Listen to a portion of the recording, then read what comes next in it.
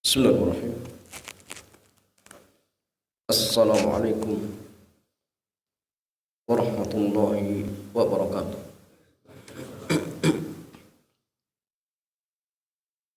Alhamdulillah wassalatu wassalamu ala Rasulillah wa ala alihi wa ashabihi wa man tabi'ahum bi ihsanin ila yaumiddin.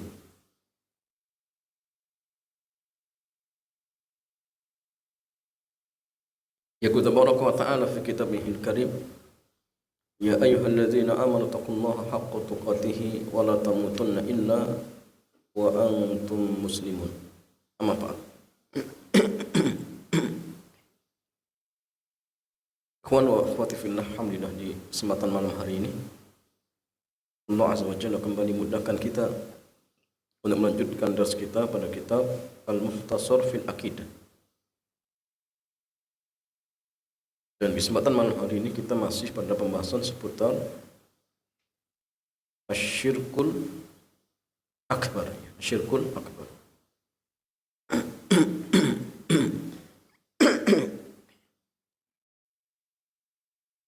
Dan di pertemuan yang terakhir sudah kita jelaskan tentang definisi syirik besar,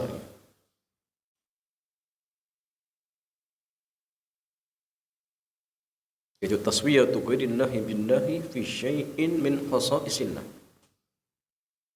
menyamakan makhluk dengan Allah pada hal-hal yang khusus dimiliki oleh Allah. Jadi makhluk diangkat derajatnya sejajar dengan Allah. Ini namanya apa? Syirik akbar. Tapi ingat, pada hal-hal yang khusus dimiliki oleh Allah. Hal-hal yang khusus milik Allah ada 4. Pertama dalam masalah apa? Ada 3 ya. Pertama dalam masalah rububiyah. Yang kedua asma dan sifat. Yang kedua uluhiyah. Yang ketiga asma dan sifat. Sehingga kalau ada seorang dia meyakini ada makhluk yang bisa menghidupkan orang mati, maka sama halnya dia meyakini makhluk itu sejajar dengan Allah. Karena menghidupkan orang mati cuma Allah Subhanahu wa ta'ala. Atau ada orang dia sholatnya karena atau diperuntukkan untuk makhluk, ya. Maka jamaah sekalian jelas ini termasuk apa? Syirik besar. Karena sholat itu ibadah, dan ibadah itu harus diberikan kepada Allah SWT. Ya.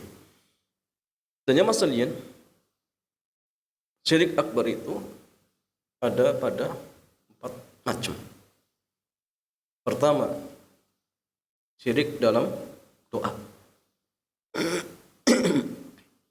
Ya, doa kepada kuburan, minta hajat dan sebagainya.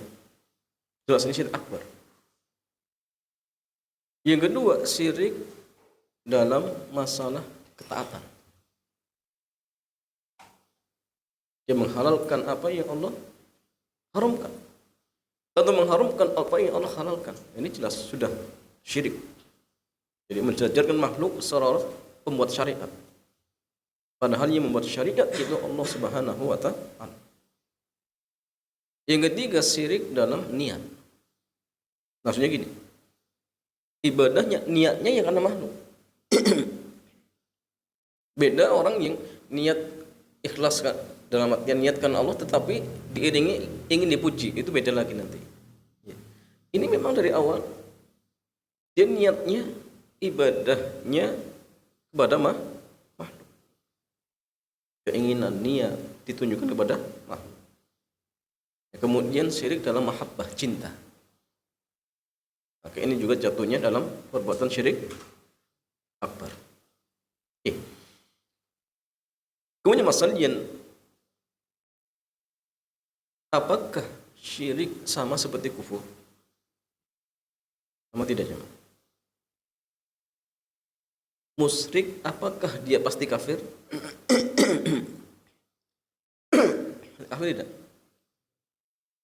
Tidak mesti. Tapi kalau dia pelaku syirik akbar pasti kafir. Sahih? Tapi kafir apakah pasti dia musyrik? Kafir apakah pasti dia musyrik? Sahih? Belum tentu. Belum tentu. Contohnya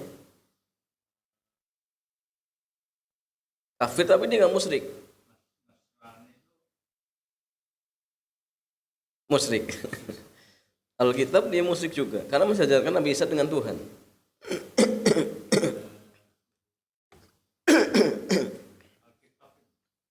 Alkitab musyrik. Dia kafir musyrik. Ada kafir tapi dia nggak musyrik. Siapa? Orang-orang dahriyun.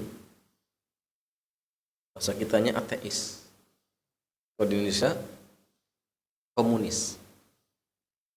Kayaknya masalah komunis itu mereka tidak percaya adanya Tuhan. Jadi tidak ada yang disekutukan. Sama sekali nggak percaya. Batu, pepohon nggak diyakini. Allah juga nggak diyakini. Jadi mereka kafir tapi bukan musyrik. Kenapa? Karena nggak yakin dengan Allah. Tapi kafir. Mereka kafir. Tapi bukan musyrik. Jadi syirik dan kufur ada perbedaan. Ya, di sini saya mengatakan al-matlabul khamis, matlab yang kelima. Al-farqu baina syirki wal kufri, perbedaan antara syirik dan kufur. Ikhtalafal ulama fi syirki wal kufri. Jadi para ulama berbeda pendapat tentang syirik dan kufur. Hal huma bimaknan wahidin am bainahuma farqun. Apakah masing-masing itu artinya sama atau ada perbedaan? Silang pendapat. Kurang lebih jamaah ada dua pendapat. Al-qaulul awal, pendapat yang pertama, anna kulla syirkin kufrun. Bahwa setiap syirik pasti kufur. Walaysa kullu kufrin syirkan. Tetapi tidak sebaliknya. Tidak setiap kufur syirik. Fal kufru didul iman wal Islam. Jadi kufur itu lawannya iman dan Islam. Wa syirku didul tauhid. Sedangkan syirik itu lawan dari tauhid. Jadi kalau kufur ya enggak beriman sama sekali. Tapi kalau syirik dia masih yakin dengan Allah. Cuma masalahnya disejajarkan dengan makhluk atau makhluk disejajarkan dengan Allah Subhanahu wa taala. Wa yukhassu syirku bi qasdil awthan wa nahwiha fayakunul kufru a'am. Jadi syirik itu dikhususkan ya, dengan memaksudkan peribadahan kepada para berhala dan sejenisnya. Jadi artinya dia yakin dengan Allah, itu pula yakin dengan sembahan-sembahan selain Allah. Lata, Uzza, Manat, Suwa, diyakini. Sehingga kufur itu lebih umum. Kufur itu lebih umum.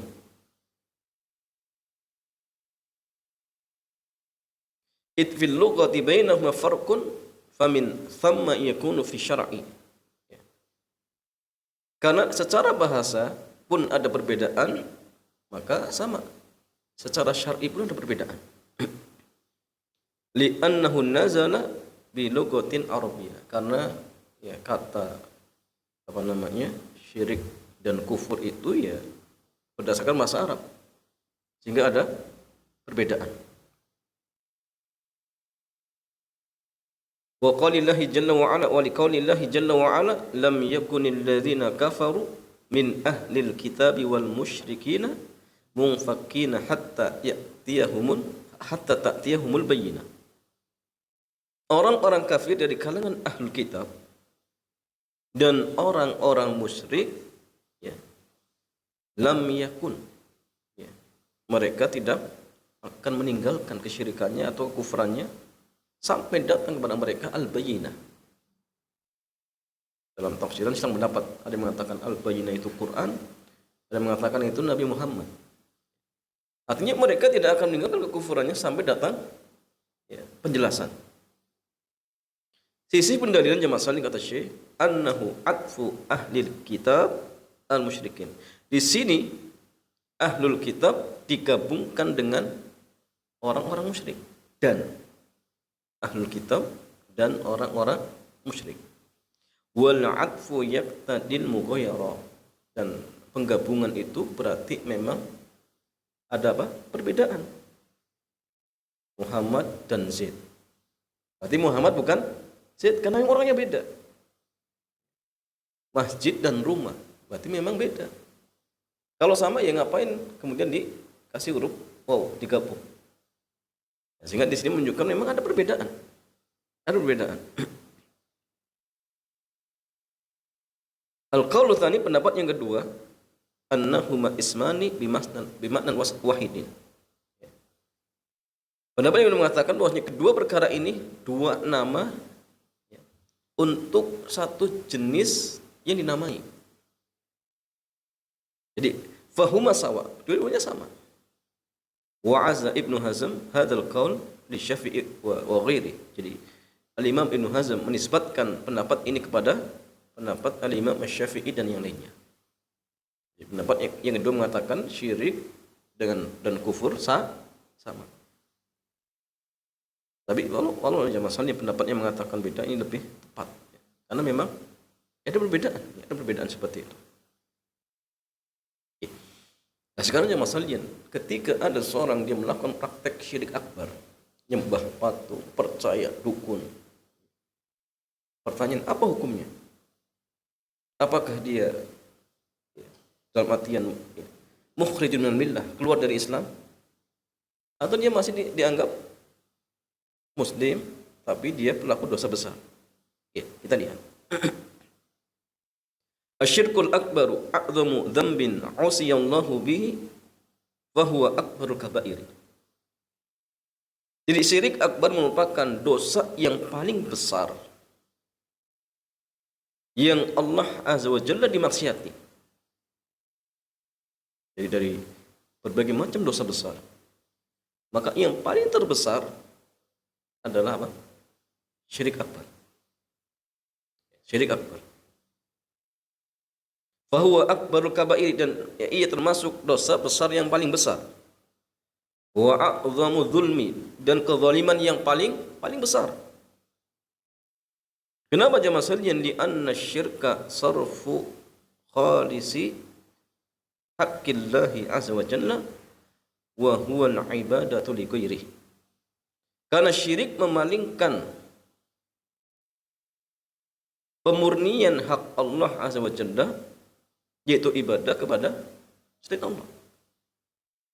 Syirik itu memalingkan sesuatu yang aslinya hak khusus Allah kemudian diberikan kepada makhluk. Contohnya ibadah. Salat itu hak khusus Allah. Kemudian haji, umroh pun sama.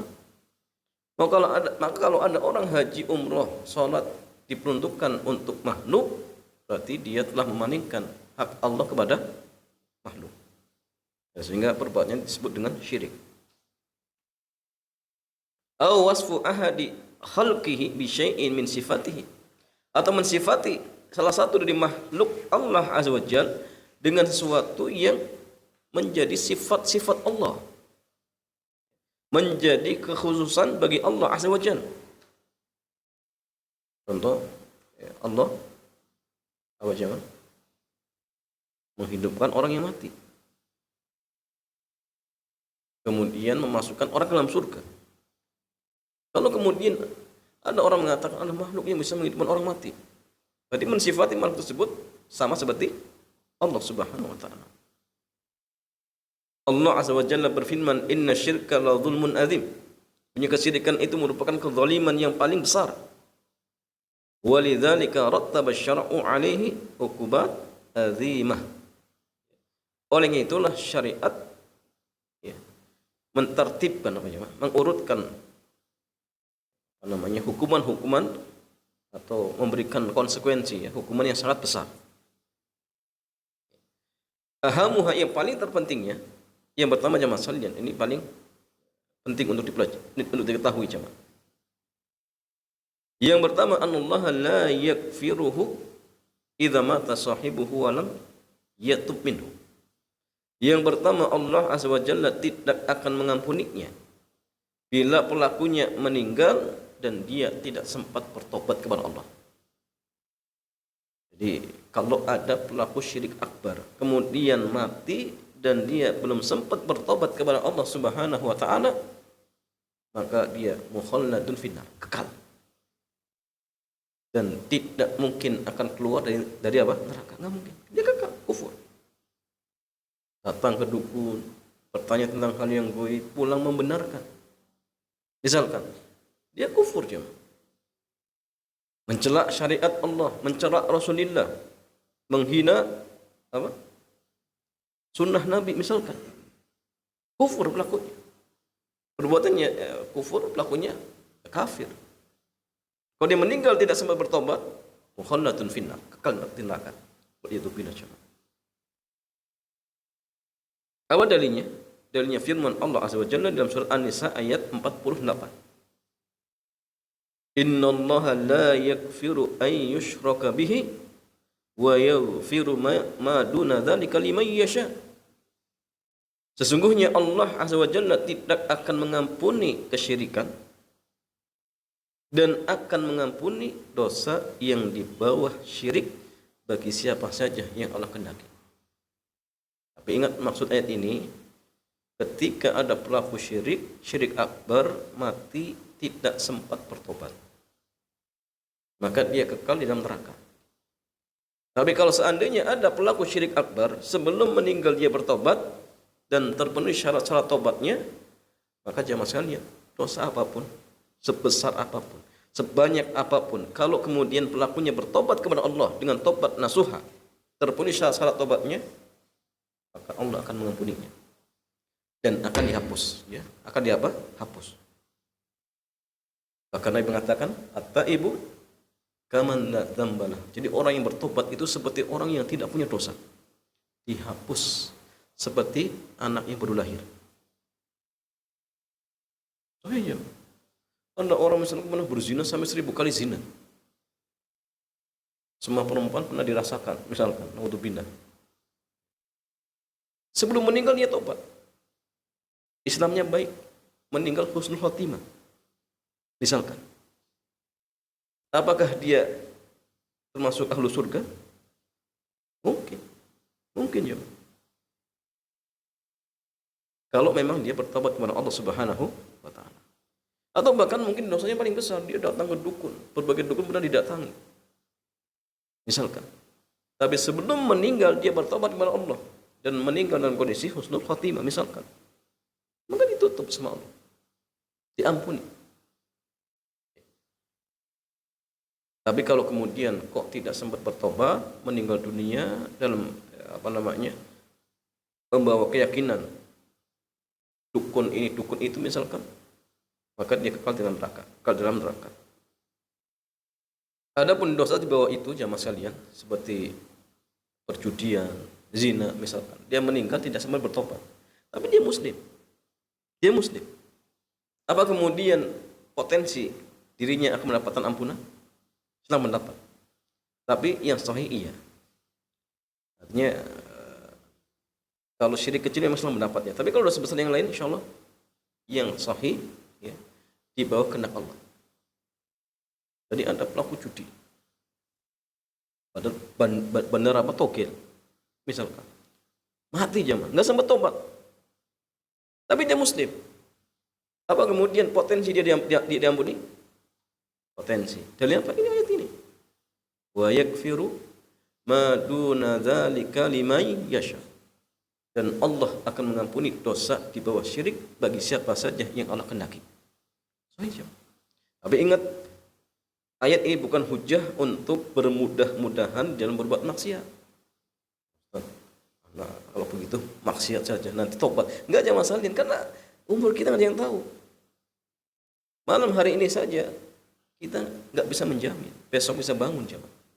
Pakaian yang antum pakai, apa kemudian kita bisa memastikan nanti yang akan melepaskan kita sendiri? Nggak ada yang yakin. Barangkali ini pakaian terakhir jemaah. Yang melepaskan nanti Pak Mudin.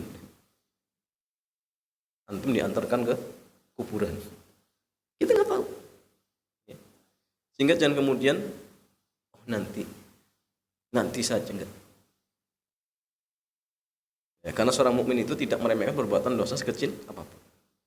Yang kedua jamaah sekalian, anna sahibahu kharijun an millatil Islam. Yang kedua, pelakunya keluar dari agama Islam. Halalud dam wal mal. Harta darahnya halal. Maksudnya gini, boleh diambil, boleh dirampas. Dan dia dianggap sudah kafir. Allah Azza wa Jalla berfirman, "Fa idzan salakhal ashhurul hurum faqtulul musyrikin haitsu wajadtumuhum wa khuduhum wahsuruhum." Dan ketika sudah berakhir bulan-bulan haram, maka bunuhlah mereka atau perangi orang-orang musyrik dimanapun kalian mendapatkannya.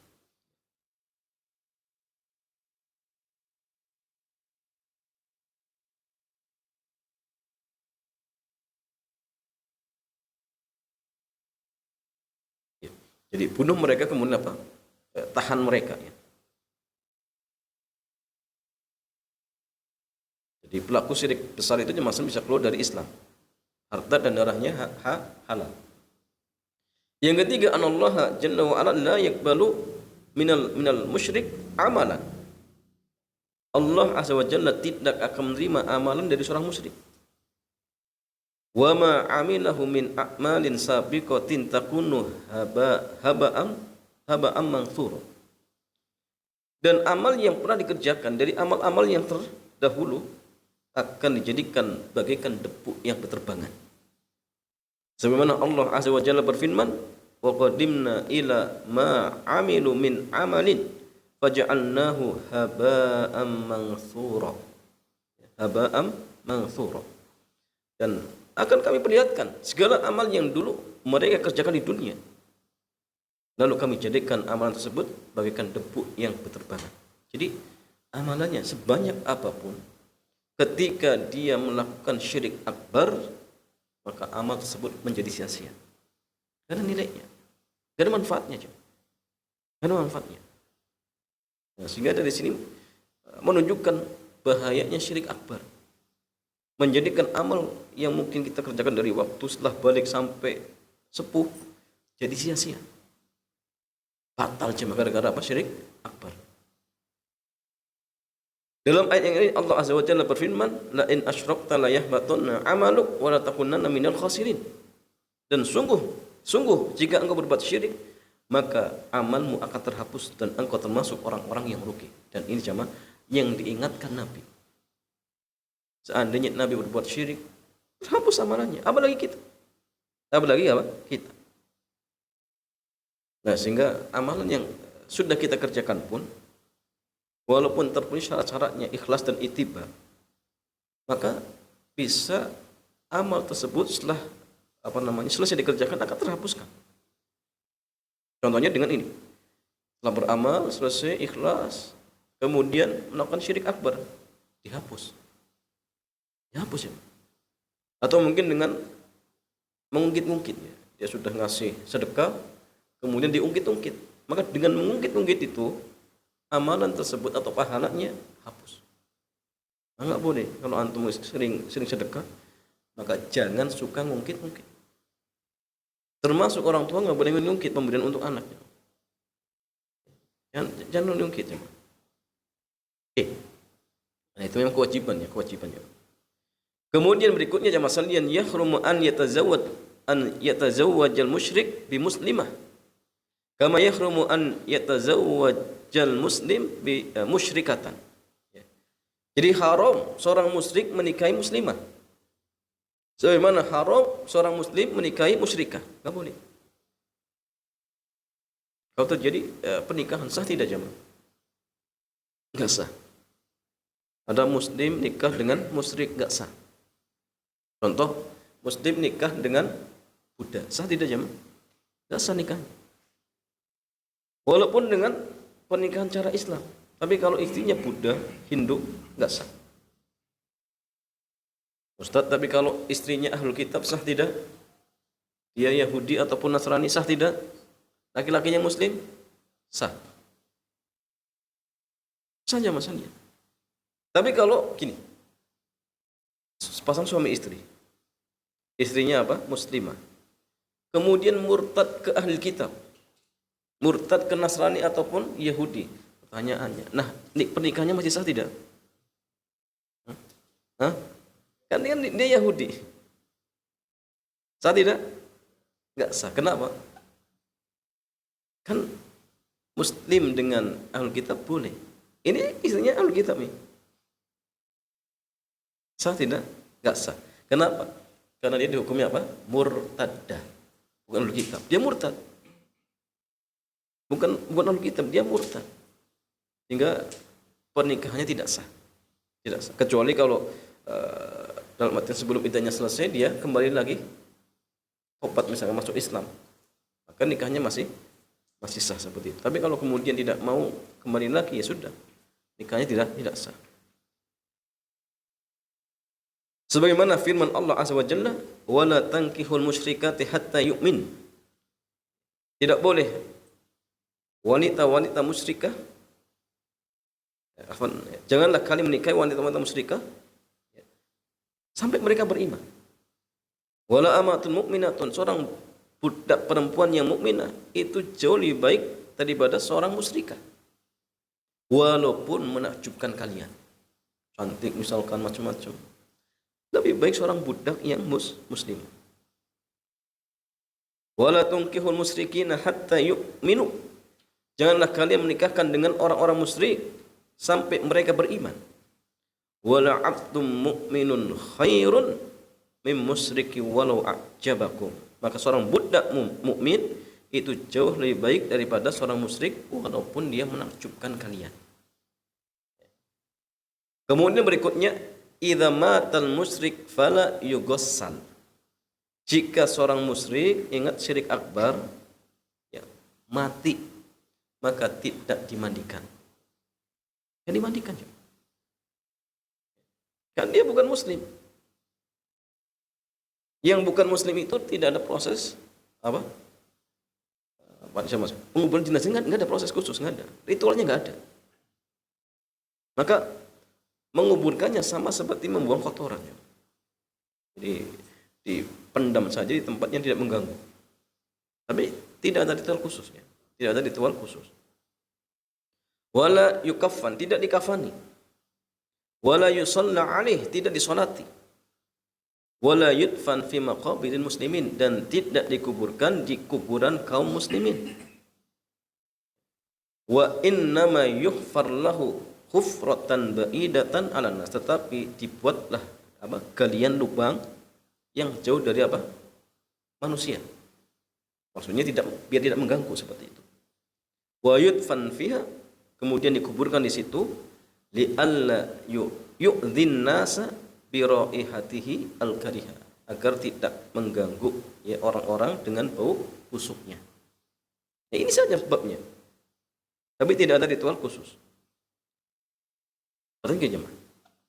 Bagaimana kalau ada misalkan seorang muslim, istrinya ahlul kitab, kan sah nikahnya.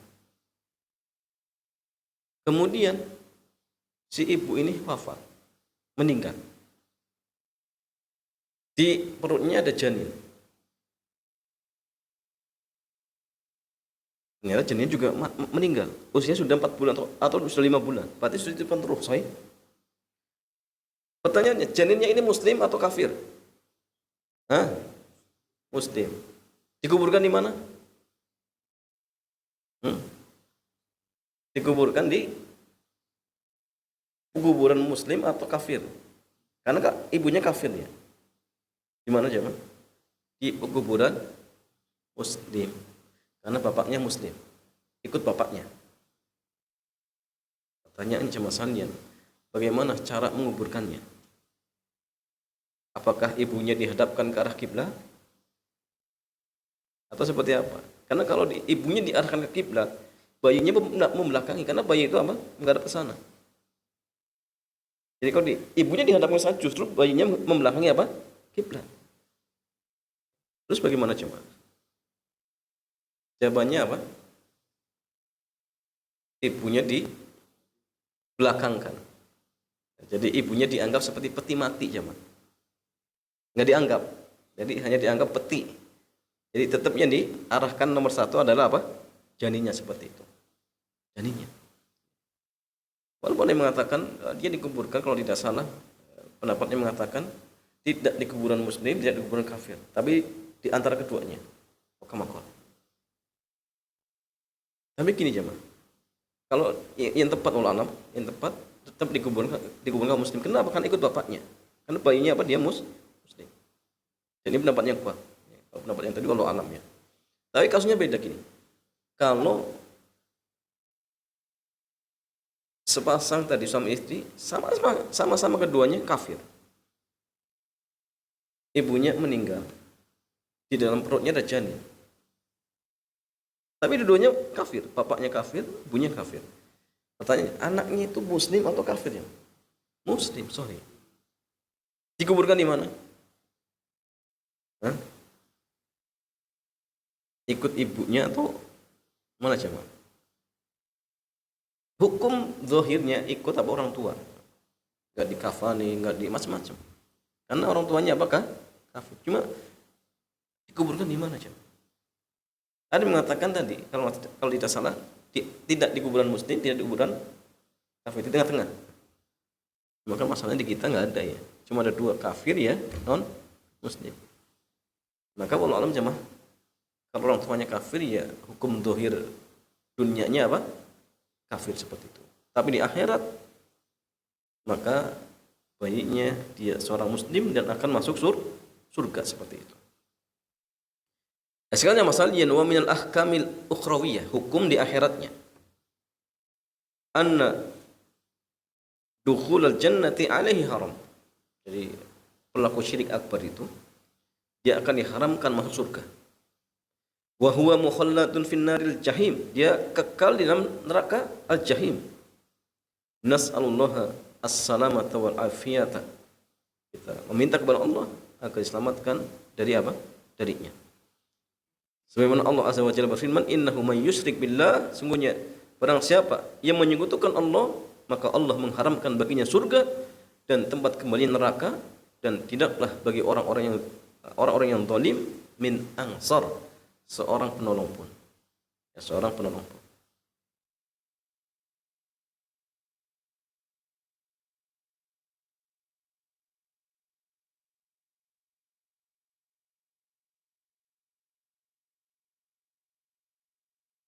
Wallahu ta'ala a'lam. Syirik kecil agak panjang ya, buat kepanjangan. Ya dengannya masalah ya. Kita cepat sampai sini. Selanjutnya kita buka tanya jawab. Dipersilahkan.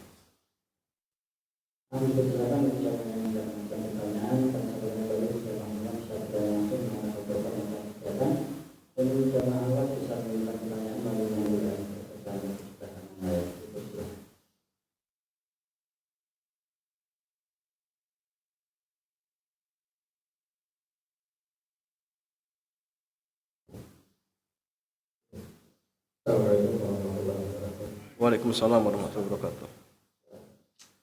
Terkait yang melakukan kekufuran dan kesyirikan, selama dia tidak bertobat, seluruh amal yang mereka dari mulai sholat sampai akan tertolak. Nah, pertanyaannya, bila si yang bersangkutan ini dia tidak sadar misalnya, tapi kan jelas kalau sadar jelas seluruh hal yang dia akan dilakukan. Kemudian ada kalanya orang yang dia melakukan sesuatu kesalahan tak sudah dia tidak menyadari. Bagaimana pembuktian terhadap mereka? Waalaikumsalam warahmatullahi wabarakatuh. Ya, jamaah sekalian, bagaimana kalau ada seorang yang melakukan praktek kesyirikan tapi dia nggak sadar? Dia nggak sadar jamaah. Atau nggak sengaja.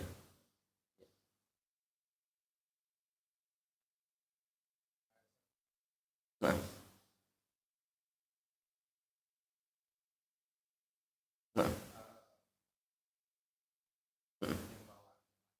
iya. Bagi ya masalahnya, kalau misalkan taruhlah dia lupa, nggak tahu, maka ini kembali kepada apakah alasan dia nggak tahu itu dianggap udzur Sehingga tidak berlaku baginya hukum kufur tadi, atau udzur itu nggak dianggap. Udzur itu tidak dianggap. Ini Islam mendapat coba. Jika ulama kita Islam mendapat. Jadi orang-orang yang tinggal di tengah-tengah kaum muslimin, kemudian dia berdalih, saya nggak tahu tentang praktek kesyirikan ini. Berarti dia udzur bil jahl. Apakah udzur seperti ini dianggap, diterima atau tidak? Ini Islam mendapat. Gambar ulama. Sebagian mengatakan tidak diberikan udzur. Kenapa? Karena dia tinggal di tengah-tengah kaum muslimin. Dakwah Islam sudah tersentuh. Tapi sebagian para ulama mengatakan kalau memang benar ya, dia sama sekali tidak tahu, maka udzur itu masih ada sampai datang bayyinah. Apa jemaah? Hujjah. Ada orang yang mengingatkan, Pak, ini praktek syirikan, memberikan sajian ini dan ini syirik, gak boleh oleh syariat, dilarang syariat, pelakunya bisa kufur. Kemudian bantah karena alasan ini warisan nenek moyang, ini yang diajarkan oleh misalkan tokoh masyarakat kami. Sampaikan lagi sampai berdebat pun tapi tetap ngeyel. Kalau seperti ini jemaah dan sudah ditegakkan hujjah, kok kemudian tetap ngeyel, mungkin saja jatuh kafir. Tapi kalau kemudian diingatkan dia sadar, ya maka gak jatuh hukum apa? Kafir seperti itu. Dan yang tepat wallahu alam jemaah sekalian, udzur dengan kejahilan itu masih ada. Kalau memang dia sama sekali nggak tahu, tidak jatuh langsung kafir, kecuali kalau sudah tegak bayyinah, hujjah, ya, maka sampaikan dengan hujjah-hujjah. Kalau kemudian tetap bantah, maka dia bisa jatuh kufur seperti itu. Wallahu a'lam.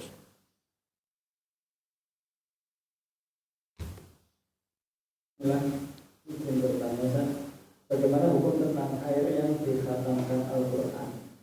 Bolehkah? Apa hukum air yang dikhatamkan Al-Quran? Itu diminum misalkan. Maka jemaah sekalian, kalau ini babnya ruqyah, ada air, bacakan ayat kemudian ditiup, setelah itu diminum misalkan. Sebagian para ulama membolehkan ruqyah dengan cara meniupkan ke air. Kalau tidak salah, yang berpendapat diantaranya Al-Imam Al-Qayyim rahimahullah ta'ala, beliau membolehkan ya. Karena hukum asal kata beliau dalam pengobatan itu masalahnya mubah saja, kecuali kalau pelanggaran. Jadi membacakan ayat di dalam air itu sebagian ulama membolehkan. Di antaranya kalau dia salah Al-Imam Ibnul Qayyim. Tapi ini masalahnya membacakan khatam Quran kemudian ada air di tengah-tengahnya, itu diminum. Ini maksudnya apa? Ini harus didudukkan perkaranya. Kalau maksudnya ruqyah, baca saja, kemudian tiup, itu diminumkan tidak masalah. Tapi kalau kemudian ada sekumpulan orang baca Quran, menghatamkan, kemudian sengaja diletakkan air di baskom dan sebagainya, itu diminum dengan alasan ini air berkah, misalkan. Maka Allah SWT ini cara-cara yang tidak sesuai dengan tuntunan Nabi. Nggak pernah dicontohkan. Menghatamkan Quran kemudian di tengahnya dikasih air, setelah itu dibagi-bagi, nggak ada jemaah. Kalau dikasih air aqua gelas boleh untuk diminum masing-masing. Tapi kalau kemudian air di ember dengan alasan ini berkah, ini nggak ada turunannya. Seandainya ini baik, tentu sudah diamalkan oleh para sahabat. Dan bacaan yang paling berkah setelah Rasulullah ya para sahabat. Tapi enggak ada. Sahabat Abu Hurairah kemudian minta berkah kepada Abu Bakar, enggak ada jemaah. Karena memang enggak ada turunannya.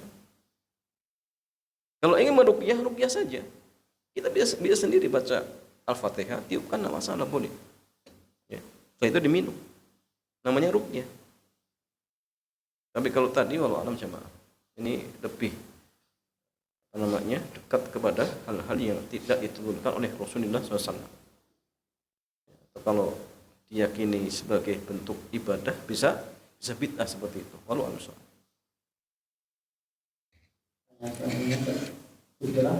malas mengerjakan sholat apakah termasuk hukum? Malas datang ke sholat. Malas mengerjakan sholat. Berarti ini nggak sholat atau gimana sih? Malas mengerjakan sholat dalam artian nggak sholat. Apakah sudah dikatakan kafir? Maka terkait hukum tariki sholat jemaah. Orang yang meninggalkan sholat ada 3 pendapat. Pendapat yang pertama, ini pendapat jumhur. Mereka mengatakan kufrun duna kufrin. Dan ini juga yang ditafsirkan oleh sahabat Abdullah bin Abbas. Ya. Maka mereka mengatakan tariku sholat itu takasulan, yang maksudnya apa? Malas. Bukan juhdun. Kalau juhdun, dia mengingkari kewajibannya, sepakat. Ini kafir. Kalau orang nggak sholat, mengatakan sholat 5 waktu nggak wajib, kafir ya. Karena mengingkari apa hukum? Kafir. Karena sholat 5 waktu sepakat itu wajib, bahkan masuk rukun. Kalau dia mengingkari berarti dia kafir. Tapi ini orang nggak sholat karena malas. Pendapat yang pertama mengatakan, dan ini juga tafsir dari Abdullah bin Abbas, mereka masih muslim, tetapi pelaku dosa besar. Pelaku dosa besar. Pendapat yang kedua mengatakan dia jatuh kafir. Hujahnya banyak, di antaranya hadis yang mengatakan al-ahdu bainana wa bainahumus shalah. Faman taraka faqad kafara. Kalau saya meninggalkan dia kufur. Benar apa? As-shalatu imatuddin. Salat itu tiang agama. Faman aqamaha aqamaddin. Barang siapa yang kemudian tidak menegakkannya, maka dia telah menunturkan agama, seperti itu. Ini pendapat yang kedua. Jadi dia langsung jatuh kafir walaupun 1 kali sholat. Zuhur misalkan malas, aduh ngantuk, akhirnya ditinggalkan. Menurut pendapat yang kedua dia langsung jatuh kafir. Dan ini juga pendapat yang dikuatkan oleh Syekh bin Baz rahimahullahu ta'ala. Dia jatuh kafir langsung. Atau para ulama yang lain. Pendapat yang ketiga, mereka mengatakan kalau yang dimaksud dia meninggalkan sholat secara totalitas, maka dia jatuh kafir. Karena inilah yang dimaksud dengan hadis al-ahdul ladzi bainana wa bainahumus shalah. Janji kita dengan mereka itu sholat. Faman tarakaha, barang siapa yang meninggalkannya dia kufur. Ya. Maksudnya apa? Kalau meninggalkan secara totalitas, dia syahadat tapi sama sekali nggak pernah sholat, maka inilah yang dimaksudkan dalam hadis, dia dianggap kafir. Tapi kalau masih bolong-bolong, dia masih muslim. Masih muslim. Dan ini fatwa yang difatwakan oleh Syekh Muhammad bin Shalih bin Utsaimin. Tetapi beliau ketika ditanya, Syekh bagaimana kalau ada seorang kadang sholat kadang tidak, tapi dia meninggal pas nggak sholatnya, ya kafir tidak? Maka beliau diam, nggak jawab. Kenapa? Karena perkaranya berat jemaah. Sehingga tadi kalau misalkan maksudnya, ini pendapat yang kuat yang ketiga, kalau maksudnya dia sama sekali nggak sholat, kafir. Tapi kalau masih bolong-bolong, maka dia masih muslim, tapi pelaku dosa besar dan wajib bertobat. Wajib bertobat kepada Allah Subhanahu wa taala. Wallahu a'lam. Pertanyaan selanjutnya, jika berbuat dosa, misalkan dosa besar, apakah harus tobat nasuha dan mengerjakan sholat tobat, atau cukup istighfar saja di antaranya sudah menjalankan syarat tobat? Jadi masalahnya pelaku dosa besar ketika dia ingin bertobat wajib terpenuhi syarat-syarat tobatnya. Wajib jemaah. Beda kalau dosa kecil akan dihapus dengan amal soleh walaupun tidak bertobat. Tapi kalau dosa besar ya, akan diterima tobatnya kalau dia akan diampuni oleh Allah kalau dia bertobat. Dan syaratnya terpenuhi syarat-syaratnya. Jadi terpenuhi syarat tobatnya. Di antaranya ikhlas. Tobat itu dilakukan ketika waktu masih diterima. Meninggalkan perbuatan maksiatnya, menyesal, bertekad bulat untuk tidak mengulangi. Kalau maksiatnya terkait dengan anak Adam, maka wajib minta dihalalkan. Kalau syarat ini terpenuhi, maka tobatnya diterima. Dan ini yang wajib, syarat. Adapun terkait sholat sunnah tobat, ini sunnah. Sehingga kalaupun misalkan tidak sholat sunnah, tapi terpenuhi syarat-syarat tobatnya, maka sah dan diterima. Tapi kalau ingin menyempurnakan, ya silakan. Sempurnakan dengan sholat tobat 2 rakaat seperti itu. Tapi nggak wajib. Hanya pelengkap saja seperti itu. Wallahu a'lam.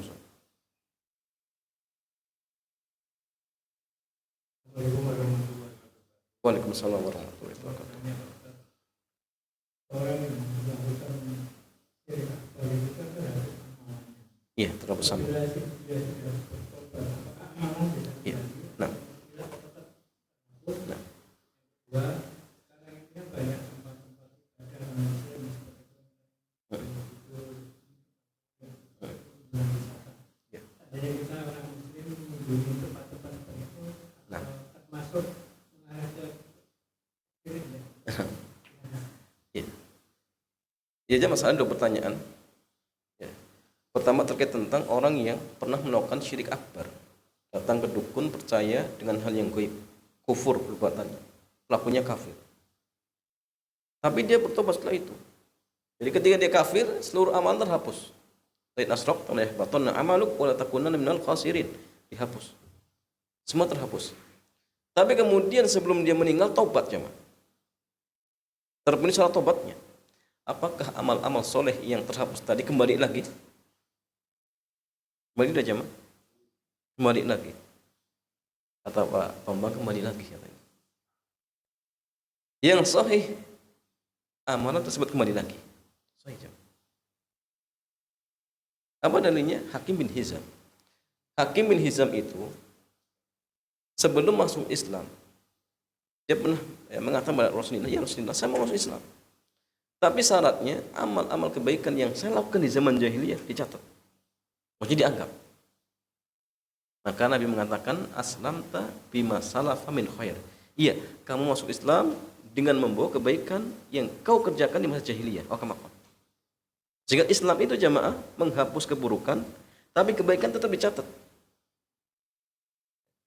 Sehingga ketika ada seorang muslim berbuat syirik akbar, amal terhapus, kemudian kembali lagi, dalam artian dia masuk Islam lagi, maka kebaikan itu teranggap kembali. Ustaz, berarti ayat tadi maksudnya gimana? La in asrafta la yahbatanna amaluk wa la takunanna minal khasirin. Jika kau berbuat syirik maka amalmu terhapus. Maksudnya ketika dia sampai mati tidak bertobat, maka amalan yang dulu terhapus. Tapi kalau kemudian dia bertobat, maka amalan-amalan yang terhapus tadi kembali lagi seperti itu. Dan ini pendapatnya kuat. Yang kedua, bagaimana hukum seorang muslim kemudian wisata di tempat-tempat yang syirik? Jawabannya haram, nggak boleh. Kenapa jemaah sekalian? Karena perintah syariat mengatakan, dan ini hadis dari Abu Sa'id Al-Khudri, Nabi mengatakan, man ra'a minkum munkaran falyughayyirhu biyadi. Barang siapa yang melihat kemungkaran, cegah dengan tangan. Fa in lam yastati fa bilisanihi. Fa in lam yastati fa biqalbihi wa dzalika ad'aful iman. Jadi kalau kita melihat kemungkaran diingkari, bukan kemudian dinikmati.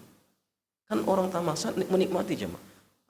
Ada praktik kesyirikan sampai gembira. Berarti menggembirakan syirik. Allah didolimi di situ, kemudian kita bahagia. Apa jemaah sekalian? Ini khawatir kita masuk firman Allah Azza wa Jalla, wala ta'awanu al ismi wal udwan. Jangan kalian tolong-menolong dengan perbuatan dosa dan permusuhan. Enggak boleh. Ikut meramaikan sama hanya mendukung. Orang yang mendukung dia akan melakukan dosa sebagaimana pelakunya. Apalagi jamaah tempat wisata itu banyak. Ya, yang mubah banyak.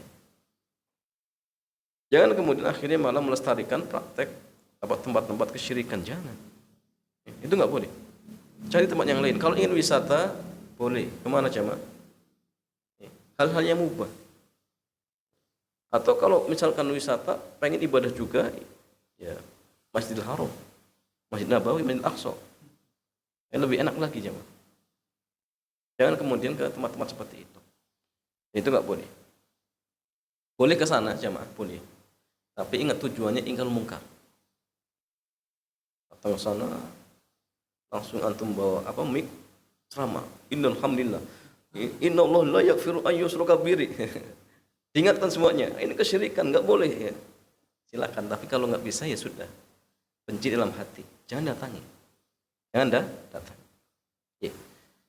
Mendatanginya boleh, tapi tujuannya kalau ingin ingkarul mungkar seperti itu.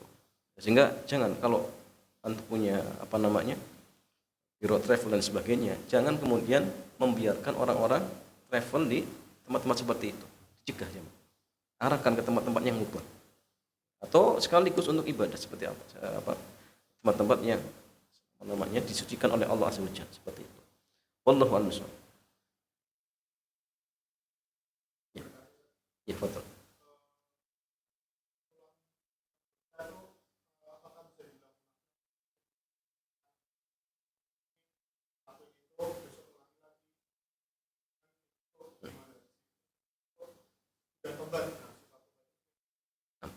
Akhirnya masalahnya, ketika seorang dia terjatuh dalam perbuatan maksiat, kemudian bertobat, sudah maksimal, tapi tergelincir lagi. Apa kemudian orang seperti tobatnya nggak diterima?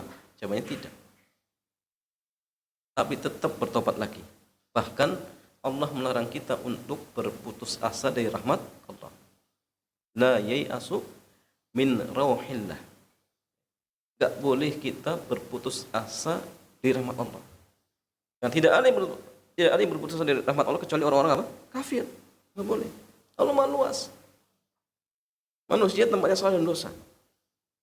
Jadi tobat tergelincir, tobat terus seperti itu tidak masalah. Dan bagaimana dengan ayat mengatakan innamat taubatu lil ladzina ya'maluna su'a bi jahalah. Bagaimana dengan ayat mengatakan tobat itu hanya bagi orang-orang yang melakukan kesalahan karena kejahilan. Oh ini itu sudah tahu ini. Bahkan jatuh lagi jawabannya jahil di sini maksudnya apa? Setiap pelaku maksiat itu jahil. Sengaja nggak sengaja dia jahil. Sehingga apa? Tobat itu nggak ditutup. Ya. Sehingga selagi matahari belum terbit dari barat, sebelum lurus sampai ke tenggorokan, maka pintu tobat masih dibuka lebar. Sehingga tobat tidak masalah. Tidak masalah. Selagi dalam artian tidak meremehkan. Karena kalau sudah meremehkan, hukumnya beda nanti. Meremehkan dosa, ya, maka yang kecil bisa menjadi besar. Sehingga kalau memang sudah berusaha, kemudian kodok terjatuh lagi, sudah tobat lagi, jatuh lagi, tobat lagi seperti itu. Bahkan ada kisah jemaah, 2 kakak beradik atau 2 saudara, saya lupa kakak beradik atau apa, pokoknya saudaranya. Satu tukang maksiat, satunya ahli ibadah. Sudah diingatkan berkali-kali, kamu tobat. Kata saudaranya, udah kamu nggak usah ngurusin saya. Berbuat lagi maksiat, diingatkan lagi, berbuat maksiat lagi, sampai akhirnya saudaranya jengkel. Kemudian mencap, dasar kamu apa? Orang yang nggak mungkin tobat pada Allah. Akhirnya apa jemaah? Hadis itu katakan Allah mengampuni apa? Orang yang berbuat salah tadi, dan Allah tidak mengampuni orang yang satunya tadi. Akhirnya ternyata masuk dia dijebak dalam neraka. Gara-gara dia dalam artian menghukumi saudaranya tidak mungkin bertobat kepada Allah. Karena nggak ada yang tahu. Nggak ada yang tahu. Jadi kita nggak boleh memvonis orang, oh ini kayaknya nggak mungkin tobat ini. Sudah diingatkan nggak mudeng-mudeng. Kayaknya ini sudah calon neraka apalagi jemaah. Lebih parah lagi nggak boleh. Makanya siapapun orangnya yang kemudian terjatuh dalam berbuat maksiat, jangan sekali-kali berputus asa dari rahmat Allah. Allah itu maha luas rahmatnya, maha sayang. Allah itu lebih cinta daripada lebih gembira daripada gembiranya orang yang kehilangan untaknya di tengah padang pasir dan dalam keadaan yang sudah lelah mencarinya, kemudian kecapean dia ketiduran, tiba-tiba pas bangun untaknya sudah di sampingnya. Saking gembira yang mengatakan apa? Ya Allah, anta abdi wa ana rabbu. Engkau adalah hambaku, saya Rabbmu. Karena apa? Saking bahagianya. Maka Allah Azza wa Jalla lebih gembira ketika hambanya bertobat pada Allah. Walaupun dia tadi tobat, jatuh lagi, tobat, Allah bahagia, Allah gembira. Maka jangan apa? Berputus asa. Sudah. Manusia tempatnya salah dan dosa. Maka kewajiban kita berbanyak istighfar, berbanyak tobat kepada Allah Subhanahu wa taala. Ya, wallahu a'lam.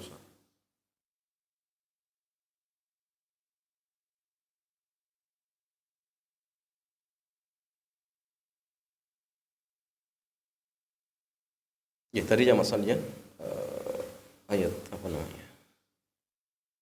Fa idza salahul ashhurul hurum faqtulul musyrikina haitsu wajadtumuhum wa khuduhum wahsuruhum. Ya apabila telah habis bulan-bulan haram, maka perangilah ya orang-orang musyrik di mana saja kamu temui ya. Tangkaplah dan kepunglah mereka. Ya. Tangkap dan kepunglah mereka. Ya. Tangkaplah dan kepunglah mereka.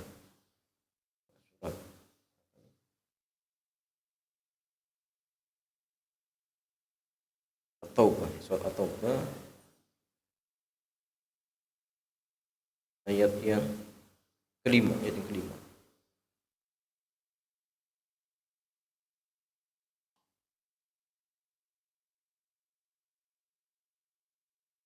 Ya, cukup ya. Demikian yang masalah, mudah-mudahan kajian di malam hari ini bermanfaat. Kita tutup. Subhanakallahumma bihamdik, asyhadu an la ilaha illa anta astaghfiruka wa atubu ilaik. Assalamualaikum warahmatullahi wabarakatuh.